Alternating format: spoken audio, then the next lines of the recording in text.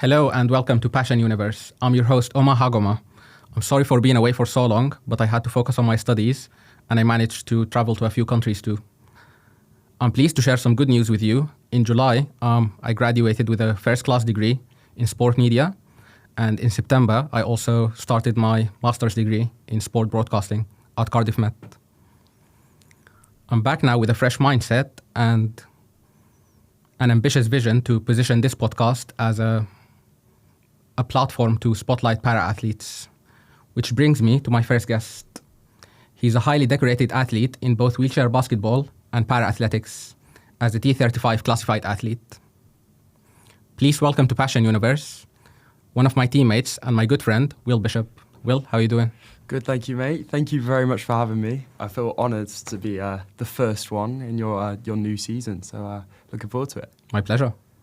Can you tell us about your classification in terms of athletics and wheelchair basketball?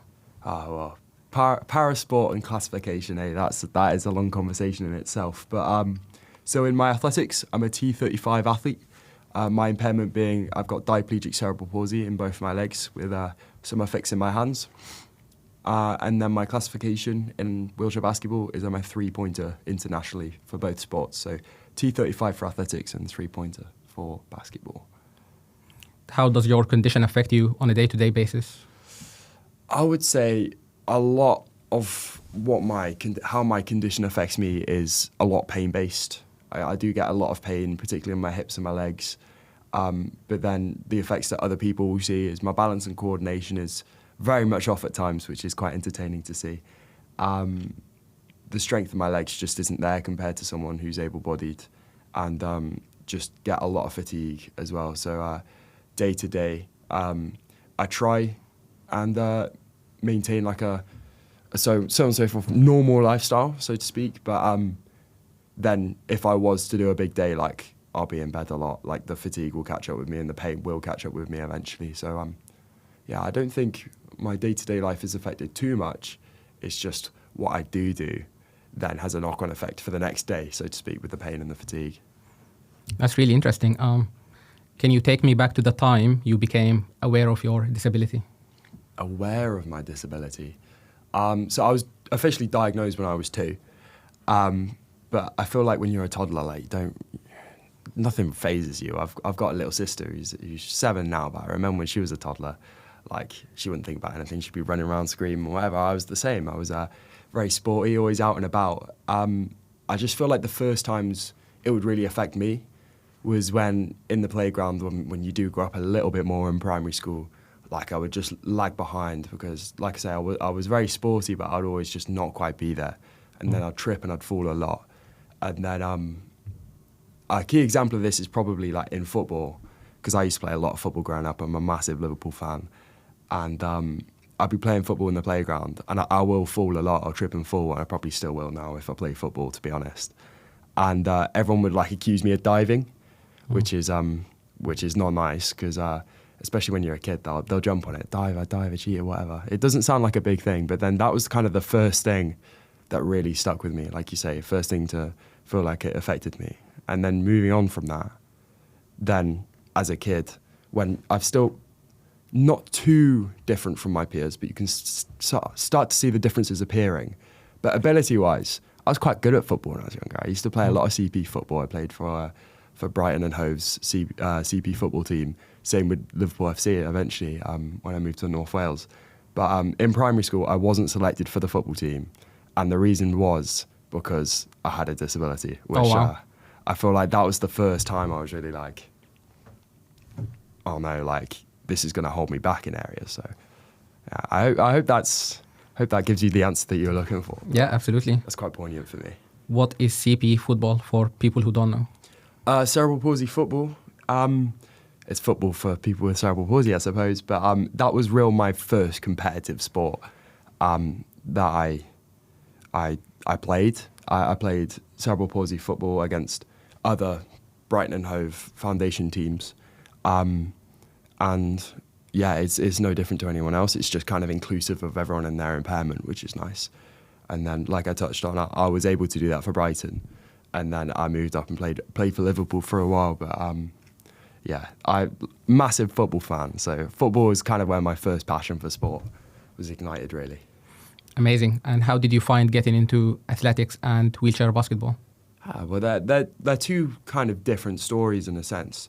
They were both kind of facilitated by Disability Sport Wales. So I'd had tasters of wheelchair basketball. So at this point, because I did live in the south of England for a while, and then I moved up to North Wales when I was, I want to say 8, just turning 9.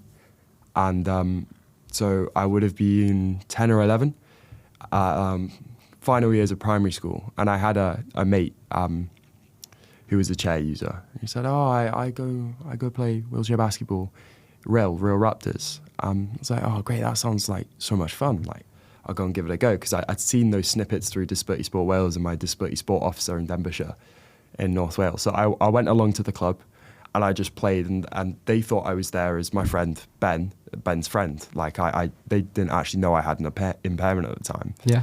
But I got in the chair, and this is how I always describe wheelchair basketball to people, because I am ambulant, I do walk around. People are like, "How come you play wheelchair basketball?" Because there's such a breadth of impairments that play wheelchair basketball. The chair puts everyone on a level playing field. So I was whizzing around in this chair, finding it absolute so much fun. And it wasn't, I want to say like 4 or 5 weeks in, until the coach, Mike Hayes, he was like, "Oh, I've been told because you've been playing CP football with someone I know that you do have CP, right? This is amazing. Like, you're having good fun and you seem to have a knack for the game." So that's kind of how I got into wheelchair basketball. And then the athletics was through a Disability Sport Wales in-sport event, where, funnily enough, the person, for those who don't know actually how in-sport events run, it's a big sports hall wherever you might be. This was in Carnarvon in North Wales, and a big tennis centre, huge open arena with so many sports: judo, boxing, archery, golf, whatever you might want to play. Wheelchair basketball was there as well. Amazing. And athletics had a stand. And to be honest, athletics, like, if you're presenting in such an environment when there's archery, right, it doesn't look that exciting. It's just a bunch of cones laying on the floor. Mum was like, "Oh, go over there, give it a try." And the person on the stand was my first coach, and I would say my mentor, Morgan Jones. And he was like, "Oh, you have a knack for this, like, you're fairly quick." We had a chat, got along. And then I was invited to like a What's Your Potential Day in Aberystwyth. It kind of kicked off from there. So athletics was directly through Disability Sport Wales and in Sport Day, and basketball was for a friend. Can you take me back to the moment you realized you fell in love with basketball? I'm not sure if there's a specific moment, but I'm just awfully competitive. And I feel like the second you get in that chair, there's such a range of people who do it: young, old, big, small, tall, short. And I felt like, this is so cool. Like, I was playing against adults at my age, and I just felt so competitive. And it is really physical. I think it's meant to be like a semi-contact sport, but let's be honest, it's pretty hands-on. It's contact, and I just love the competitive edge to it. And because I found a knack to it pretty quickly, like, I got into competitive squads pretty quickly as well. So I just think that whet my appetite for it, really, and I just loved it from there. What is your training schedule like nowadays? Oh, please don't talk to me about my training schedule. It's hard to say. I think I train up to 10 times a week. I train weekdays, Monday to Friday, twice a day. And then depends on the weekend whether we have a fixture, or maybe I have, like, later on in the year, because we're recording this in early December, there isn't any athletics events, or they're just beginning for the indoor season. But if it's summer, there'll normally be a track event that I need to compete at. But if there's not, there's extra athletics trainings on a Sunday if I'm not too busy playing for the Archers in the basketball. How do you motivate yourself on hard training days? It's really difficult, particularly the training in athletics, because the winter is where, like, you do all your hard conditioning, all your really hard training. So, because I train in Newport with Newport Harriers, and now my coach Kevin Williams, the weather in Newport, I don't know what it is. Like, it's not the same as Cardiff, it's different. Completely different. Honestly, the rain is sideways, like, it's freezing cold, and you're just out on that track, and particularly for my sprints training, I do a lot of 200-meter reps, and I might have to do 10 that day, and I might be 6 in. I might be thinking, oh, why am I here? Like, why bother? Because the rain is lashing me sideways. I'm freezing cold, and it is something I have struggled with as well. Because another effect of CP is cold. Your muscles freeze up just like anyone else, and then you literally can't move. It's horrible. So I don't know how I would stay motivated, but I think you've just got to stay key to think about why you're there, who you're doing it for, and keep your goals in mind. Motivation is something I've struggled with in the past, but I think it's just key to think back of why am I here, and what am I going to get out of this. It's just taking it one step at a time, making those little bits of progress. And going back to hard training days, how do you think you balance competing at such a high level across two different sports? It's really tough. I mean, we're extremely lucky here at Cardiff Met on Kidcoy campus to have Archers Arena, a 2-minute walk away from Nyack, the indoor athletics centre. So firstly, the setup I'm in, I'm set up to succeed here. That's partly one of the reasons I chose Cardiff Met, is because it is a smaller campus and it's so accessible to do both. I do really struggle to do both, but I'm lucky in the fact that athletics is very much a summer sport, and basketball kind of fills up the time that I'm not competing in athletics. So basketball season is September through to like April, May, very early May, if ever in May. And then athletics is from May up to very early September. So they kind of complement each other, even though I don't really get any time off. But there's peaks and troughs for both. There's some times where I have to take a step back from basketballs, in previous years in particular. But this year now I'm kind of advancing through the basketball. Athletics might have to take a back step. So it's tough to balance both, and especially the winter sessions at the moment. If they're absolutely killing me, that might affect my basketball training. But it's just important to like stay true to what you're doing and be like really communicative. Is that a word?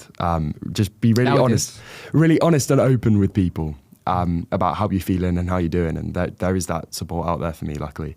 So it's tough, and sometimes I can't get through a training week. But you've got to take it as it comes and try and make them complement each other, if that makes sense. Absolutely. Would you say your disability ever gets in the way of you performing well on the track or on the court? Does it get in the way? I think so. In terms of, let's say I have come off a really hard training week, and then I've got a basketball game on the Saturday or the Sunday, depending on whether it's home or away. That fatigue will carry across more than it would for an able-bodied person. So, yeah, I would say that would affect my performance. But then I'd need to know where like my own limitations are with that. There's been a couple of times where, like, if the sports hall's really cold, I touched on briefly, like I get effects in my hands. So my dexterity is quite poor in my hands, and if you can imagine, and as you would know, like fine motor skills are really important for basketball, whether it be like your little finger roll or like just a little touch pass or something like that. And if it's cold, it gets rid of my dexterity, basically at all. So instead of like a nice little, for those who are watching on video, a nice little flick as you would, nice little follow through, my hand, like it wouldn't fully extend. It would just be like it's very like a gross motor skill, like a big movement rather than the fine tune that you need. So quite rigid in a sense. Very rigid. Not that my follow through is brilliant anyway. Selling yourself short? Well, I don't know. You'd have to be the judge of that. But yeah, it can affect me in multiples of ways. But a really interesting way, actually, that I don't think I've ever spoken about is I've had 2 surgeries because of my impairments. I have a bilateral hamstring lengthening, and then I had a kind of an additional one to that. I think it was 2021. And I have surgery scars on the back of my legs. But because I was so keen to get back into basketball, I didn't really let them heal. So they're just behind my knees, just maybe a tad higher where my hamstrings are. And if you're sat down in a chair, that is directly on the seat or just like kind of on the edge. So me, like I'm always like well, you'll think, oh, he's strapped into a chair. How's he jumping about? Those who watch me play know I'm very erratic. Like I'm constantly moving, getting the most out of the movement. So my surgery scars are always rubbing. So that's actually caused me quite a lot of pain this season and last season, which is, I don't know. I just think it's just a testament to the fact like I don't want to ever take too much of a break, which Maybe you should sometimes. maybe I should with my impairment, but that's something that's ongoing for me at the moment that I don't think I've ever spoken about really. What do you think are some of the biggest misconceptions that some people would have about para-athletes? Misconceptions.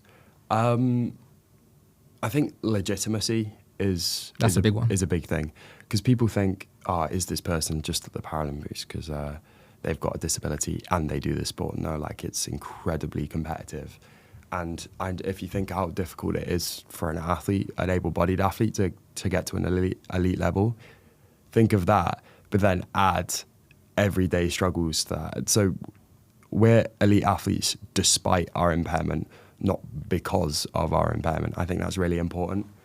That's a really nice way to explain it. I just came up with that. I'm pretty proud of myself. Yeah. But it doesn't make it any less true. I think legitimacy is a big one because the athletes you see in the Paralympics playing wheelchair basketball are the best of the best, and like I'm nowhere near that. I hope to. Definitely on your way to be on that stage. I hope to be, but like the levels that people train at is, if you look at a Paralympian, the difference between a Paralympian and an Olympian's training schedule is nothing. It's exactly the same. So parasport is exactly as legitimate as Olympic or able-bodied sport is. I think legitimacy is a big thing. And then also people's impairments that aren't necessarily hidden. So I wouldn't say mine's hidden at all. Like there's some people who say, oh, I can't see it. But there are people's impairments that are hidden. And I feel like there's a stigma of them competing in parasport because we're like, if we can't see your impairment, it must not exist. Yeah. Which I think also makes it hard for their sport to be marketable as well. If they, quote unquote, look the same as an able-bodied athlete, why they compete in parasport. But I think just an open discourse around disability and how it can affect you and the fact like not everyone's impairment is visible and so on and so forth, I think is a problem that we have in parasport, just more understanding of the legitimacy as well. What are some of your proudest achievements in athletics? In athletics, there's one that stands head and shoulders over the rest. The Commonwealth Youth Games in Trinidad and Tobago in 2023, that bronze medal, to do it with the Welsh crest on my chest, that's by far my biggest achievement. And I've been lucky to go on and be successful in Bucks, and I'm very proud to represent Cardiff Met, but to represent your country and to be successful for your country it's a huge amount of pride. So definitely my Youth Games medal. Is it a different experience when you get to represent Wales compared to representing GB? Well, I'd love to do both more. And I feel like the more I do it, the more I could probably delve into it. But representing GB is the highest of the high, you could say. It's an amazing experience. I've been lucky to do it at the World University Games. With wheelchair basketball? With wheelchair basketball, sorry. I should specify, shouldn't I? With wheelchair basketball, so that was this summer. But then also to represent your country, Wales, there's just that extra bit of pride, isn't it? Because it's like, so cliche, but it is like a big family representing Team Wales or Wales. It feels like you're really doing your community and your people proud. So what's the difference? I feel like they're both like elite, high level. There's no doubt in that. Team Wales feels closer to home. I feel like with most sports, the Commonwealth Games or the Commonwealth Youth Games is the only time at a senior or an elite level you'll be able to represent Wales. So I think that's what makes it extra special. And but representing Team GB is where you go for a Paralympics, and I think that's pretty much everyone who does parasports goal. So they're both very, very special in different ways. Tell us more about the 3x3 World University Games. 3x3 is, I have a love-hate relationship with 3x3. Whereas I think people have a love or hate relationship with 3x3. Like I've said, I have quite an erratic style in basketball. How would you describe? Just fast, but I would call it energetic. I wouldn't say erratic. energetic. Well, you're doing me a favor there, but I would say it probably looks like I'm out of control when I am in control. But it's very fast. It's very twitchy, which is just what you need for 3x3. Which is 3x3, for those who don't know, is the half-court version of the game. For example, if the opposing team went on to score, we would then get their rebound, take it out of the three-point arc, and then get it straight back in for an offense. So you've got 12 seconds in an offense to shoot. And then if you imagine it's half court, there's a lot of points. There's a lot of offense to defense transition, very quick. So being a quick player myself, I love 3x3 in the sense that, like, if I'm fast and twitchy and I've tend to found at the level that I've been playing at, that's kind of been my edge at the moment. I'm sure if I went on to play at a higher level, I'd be a small fish, definitely. But at the level I've been playing at, I highly doubt that. Will is one of the fastest players in Australia I've ever seen in my life. So, well, again, thank you very much. But yeah, I pride myself on being quick. So I love 3x3 in that sense. So I represented Wales at the Commonwealth Games qualifiers for Birmingham. I was 17 at the time, and half the team got COVID, so I was roped in. I was expecting maybe to go as a travelling reserve or just sit on the bench, and I'd gone from that to the starting three, which was very, very scary. We didn't end up qualifying, and I think being 17, that came far too early for me, but that was kind of my first taste of 3x3. And then through the school games, they're in the 3x3 format at the moment. But then the World University Games, it was so cool. It was my first GB experience, which is something it's kind of something I've been on the edge of in both sports for a while. So to finally get it was amazing. But then it was my first world event, World University Games. So we played countries like Brazil, played Germany, played who else did we play? Bulgaria, Spain. Yeah. Just to count a few, Spain. Gosh. So we went, and we were all students. Me from Cardiff Met. We had James from Nottingham, Alex from Loughborough, and Shane from Stirling. And we went, and I don't ever expect to be a staple of any team, but I did end up starting every game, which was very proud to hear. So we ended up, I think, finding our strength in knowing the game and all being quite quick. So our transition from defense to offense, getting it out of the three-point arc and getting it in, was very, very quick. Really important in 3x3. Yeah, so that's kind of one of the key aspects. So we found we weren't necessarily on paper one of the best teams, but all gelled together and knowing the game, we ended up being really quite effective.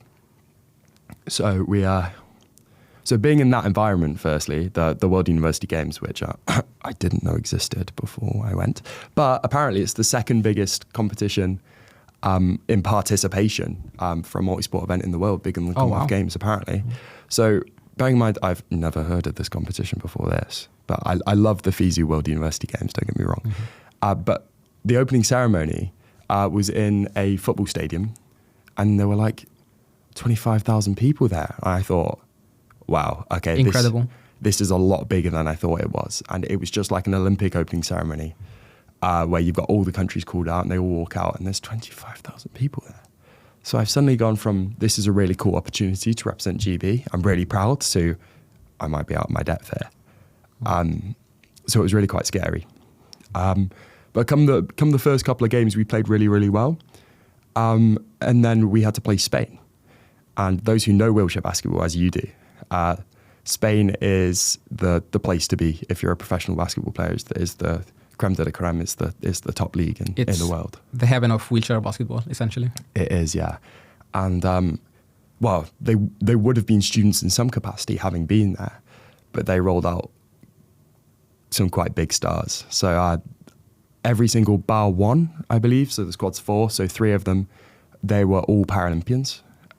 Whereas there's me. Enough said, really. Not yet a Paralympian, but... Well, we'll see. I can't speak for the future, but hopefully. So they're all professional players, as you would know, and those who know wheelchair basketball know, who I was on the court against. Huge mammoth figures, and I'm there's no two ways about it. We played them in the group stage. They absolutely smashed us. They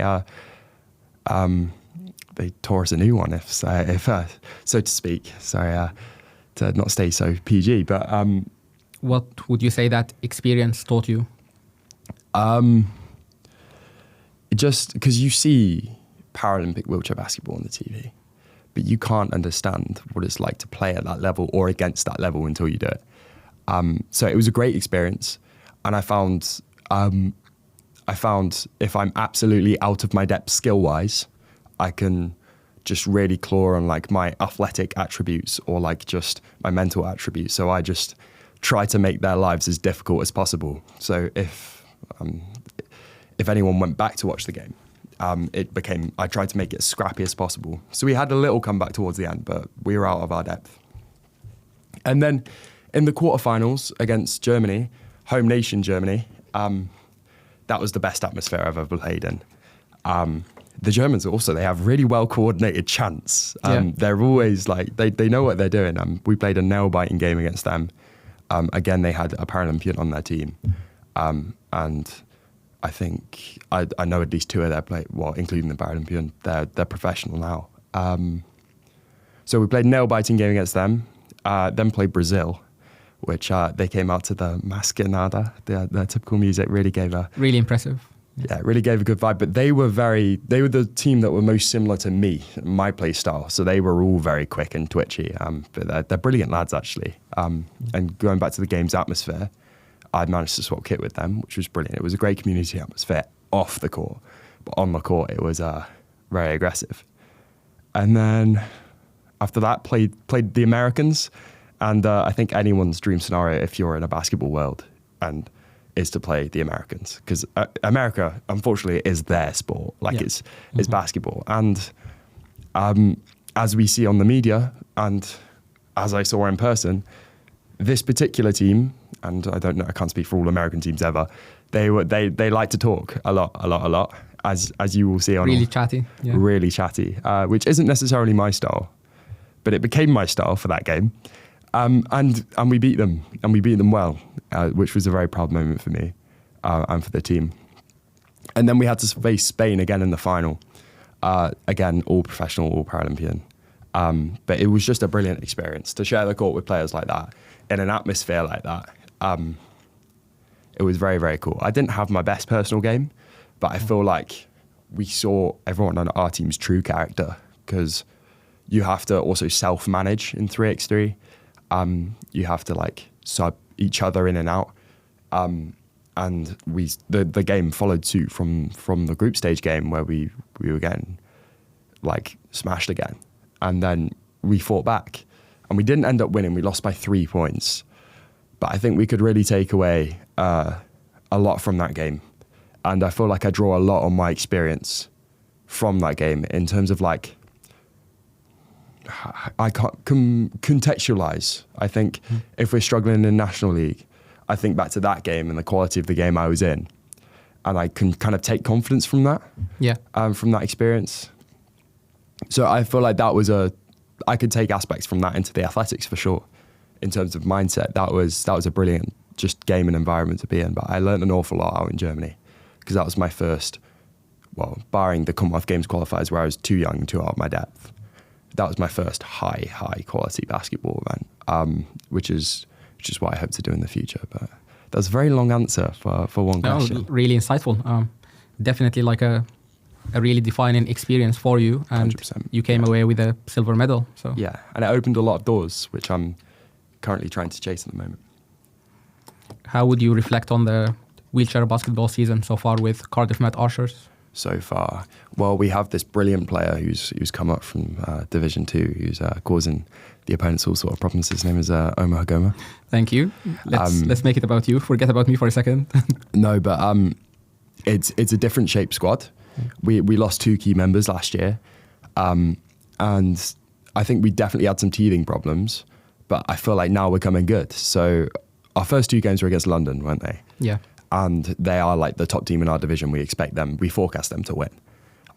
So that's quite baptism of fire, so to speak, for the new season. So we lost both games. But I feel like, were you at the second game?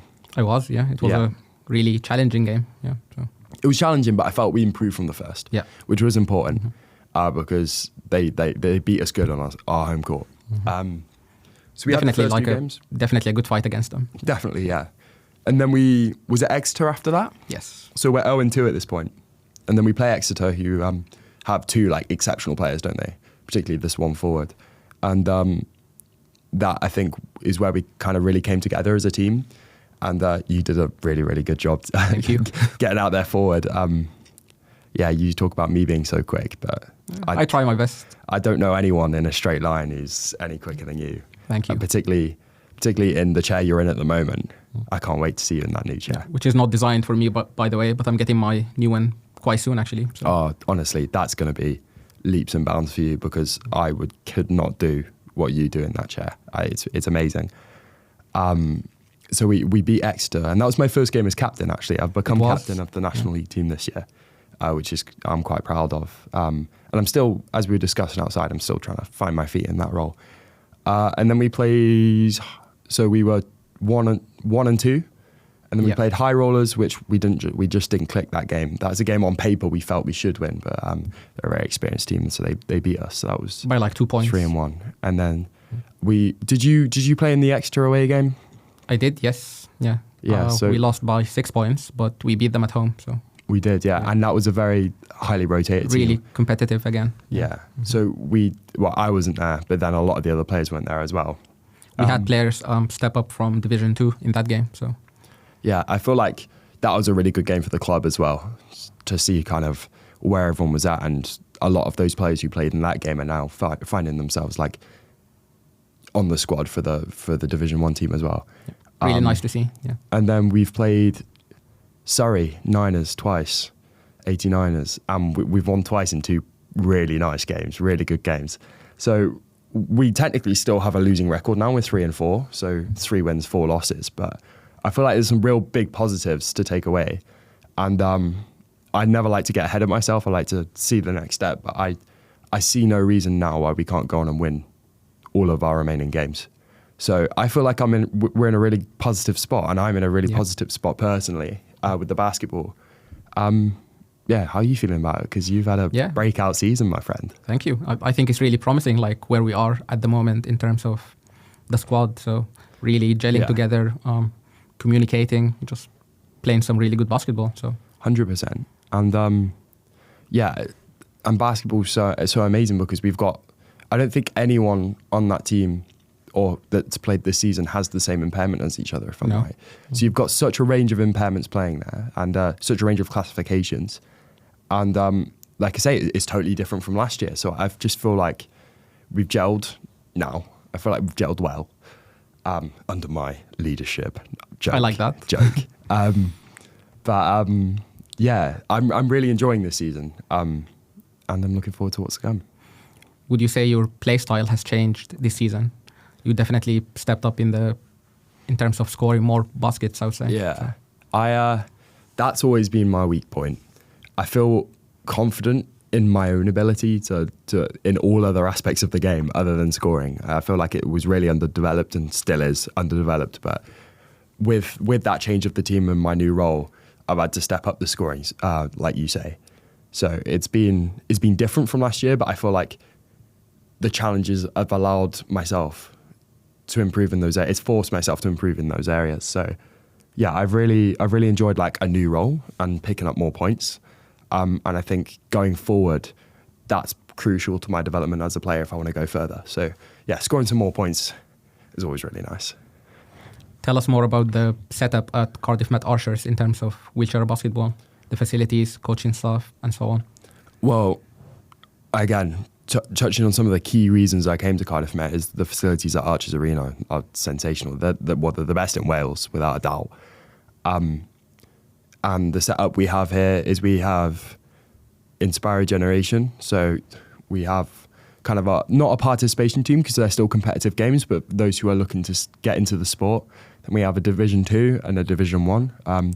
Division 1 being just below Premier League. And then we have a university team, Bucks, which is always good fun. And of course, we've got the Women's Premier League WPL team. So and a Women's League team as well. And a Women's League team, of course. Sorry, my bad. yeah, so there's such a breadth of opportunity here at Met, to be fair, for basketball. And it's been really good. I've played on all the teams, other than the women's teams, of course. But then also to see what professionalism the Women's Premier League team has brought to the overall basketball setup at Cardiff Met is really good as well. So yeah, we've got all sorts of opportunities. So if you're listening and want to join, there's something for you. Get in touch. Why did you decide to study sports coaching at Cardiff Met? Should I tell the professional story or the real story? It's me and you, Omar, so I'll tell the real story. You can tell both if you want. I'll try and weave them into the same one, in the sense that I have never been a great book student, and probably never will be, to be honest. So the summer of my A-levels, or the year of my A-levels, I should say, was the year of the Commonwealth Youth Games. And for me, and I feel like for anyone with like kind of the same mindset or feeling of competitiveness as me, I thought, Commonwealth Youth Games, I need to qualify. A-levels, who cares about A-levels? Yeah. Priorities, right? Yeah, well, yeah, apparently so. So why I chose sports coaching? Okay, so perfect. So I had my predicted grades, and I'd been focused on training. I'd been on training camps to South Africa with the Commonwealth Games Federation, and like I just was not focused on studies at all, as you should be in your A-level year. It's ridiculous. So my predicted grades were awful. So I knew I wanted to come to Cardiff Met. I was applying to Cardiff Met no matter what, because I already knew the athletic setup here, and I already knew people from the basketball, and I knew about the campus because been here a lot for training stuff, because our national stuff is always held at Arches Arena, like I say, bespoke in Wales. And then the Indoor Athletic Centre is the national centre. So I always knew I wanted to come to Cardiff Met. Why sports coaching? Because the grade boundaries were lower, I think. But also because I had done that lack of kind of preparation for my A-levels, I kind of done that lack of preparation for choosing a degree. So I had an idea of the universities I wanted to go to, but not necessarily what I wanted to study there, because I was very much in a sports mindset, and sports, that's it. Which makes sense that you chose a sports degree too. So yes, of course. So I knew I wanted to do something sports related because that's the way I'm inclined. But coaching just felt right at the time, because I feel I'm able to be quite tactically aware. I like to analyze games, but then not do all the coding that I know the analyst boys have to do, or the analyst students have to do. So I just felt coaching was right. I felt like I'm able to present a point of view. I'm able to kind of, I feel like I'm able to, how to describe it? If I have an idea or a theory, I'm able to maybe coach that or present the idea to others. So I felt like coaching was quite a natural course to pick. It really improved your communication skills. I feel like it has, yeah. And I've learned an awful lot through sports coaching. And I know I want to work within the sports industry now. Which is really good, which is has been facilitated by Cardiff Met. So I don't know whether I specifically would like to coach, but then this degree has opened my eyes to that, and I've gained a lot of knowledge and experience through my degree. But then I've also earned a lot of experience through my placement. So last year I was with Disability Sport Wales, working with their performance pathway team. So that was very much signposting with people with disabilities to clubs. Very much getting the opportunities out there, right through to like the world-class program. So like, how can we facilitate a world-class athlete to continue to excel? And then also setting up new pathways. So I was very much involved in the process of setting up, which is still at the time of recording very new, the para-climbing pathway in Wales, which is something I'm quite proud of. So that was very, very different to the coaching. And then after that, this year, I'm doing a placement with Team Wales, so the Commonwealth Games team for Wales, Team Wales, with the Youth Engagement Programme. So I'm head of delivery, so I drive all over the country. I've literally been everywhere that I can think of.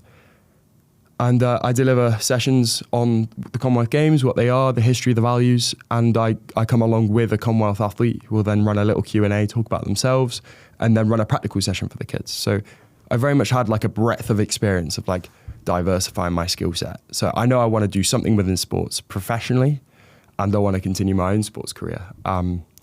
So in terms of why sports coaching, another long-winded answer for you there, Omar, but I kind of fell into it, but now I'm here. I love it. It's great. Yeah. Good decision in hindsight. Yeah, it's the right place to be, Cardiff Met. What are some of your goals for athletics next year? So for the upcoming season, perfect. So because I'm third year now, I've completed in 2 Bucks championships, 2 indoor, 2 outdoor, and I'm the reigning defending Bucks outdoor para long jump champion. Amazing. Thank you very much. But that I won that in first year, retained that in second year. So if I could do the 3-peat and be undefeated in the outdoor championships through my whole university tenure, that would be quite cool. Particularly some of the caliber of athletes we've had. I've been competing against in my first year, competing against Natando. I don't know his last name, unfortunately, but he's, if you've watched the Rising Phoenix Netflix documentary, he's the South African long jumper with a double amputee.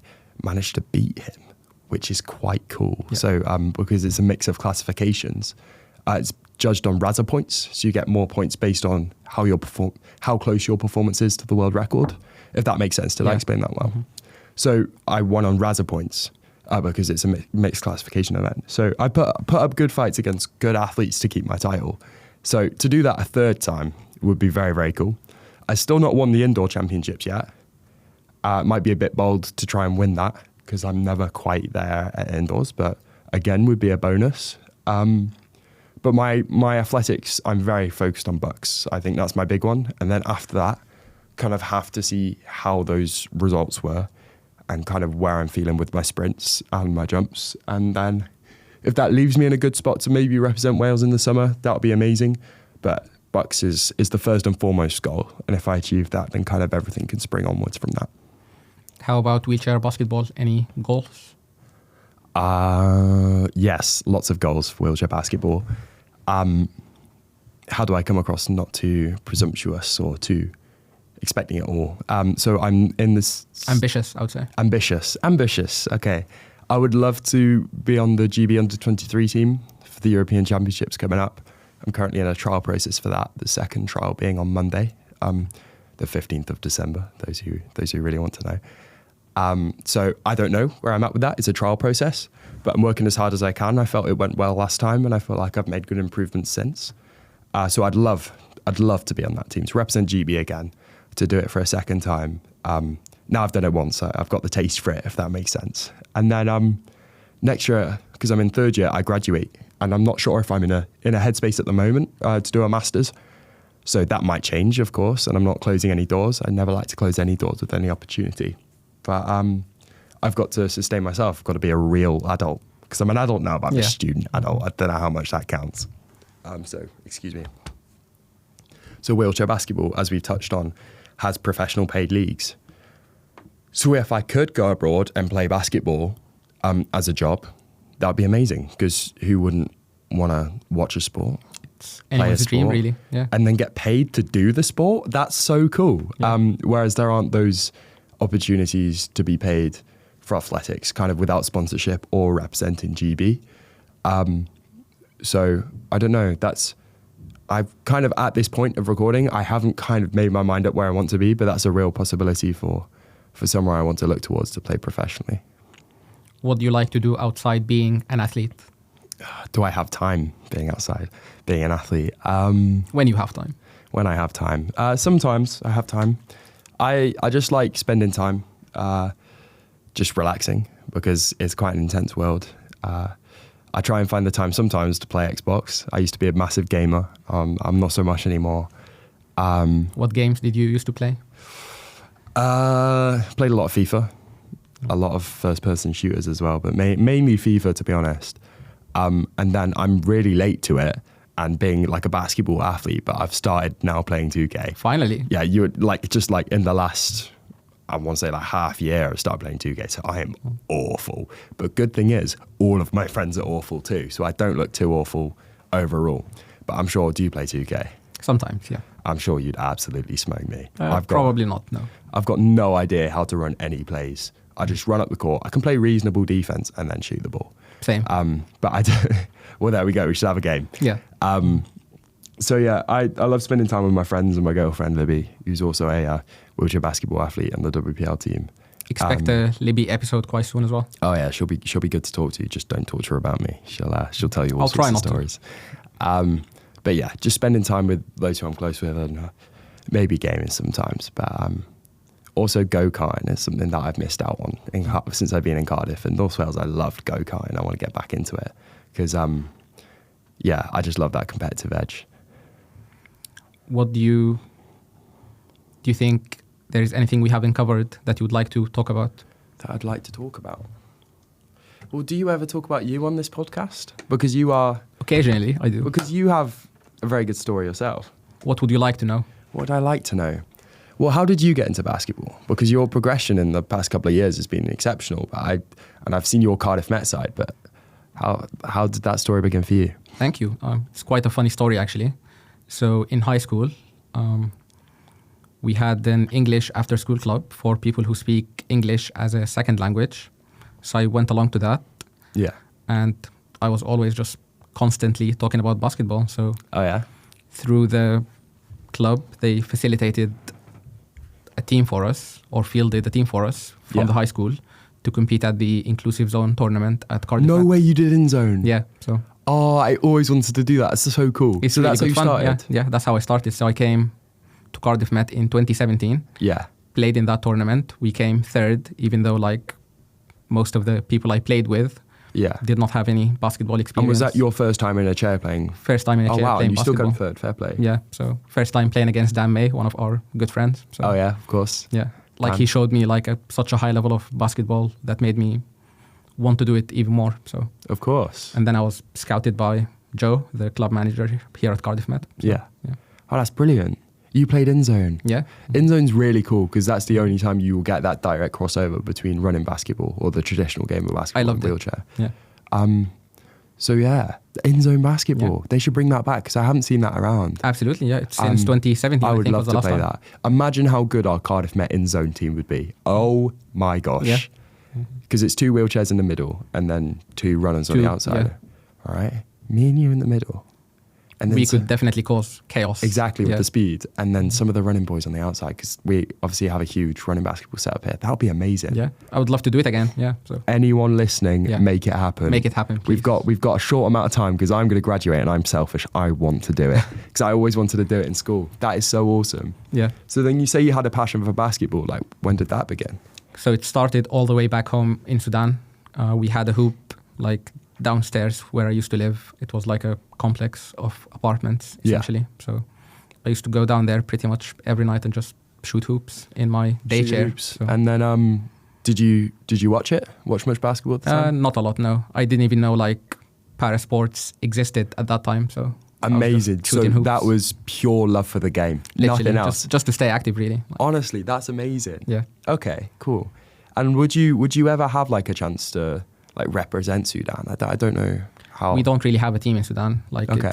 it's not the safest climate politically nowadays. Yeah. So, but if I do get the chance down the line, I would never say no. But Never say no. I think my goals at the moment are to just get to a good stage in Yeah. terms of the way I play and to hopefully represent Wales one day, maybe. Amazing. So how are you doing time-wise? Because I have a lot of questions for you, my friend. We can have like 5 minutes more, I think. Yeah. Brilliant.